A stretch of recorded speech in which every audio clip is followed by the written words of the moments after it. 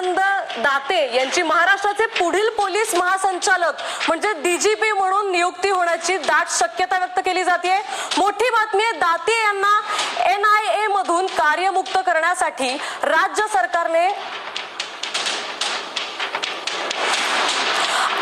आपले प्रतिनिधी गणेश कवडे अधिक माहिती देत आहेत। गणेश, काय सांगाल या निर्णयाबद्दल?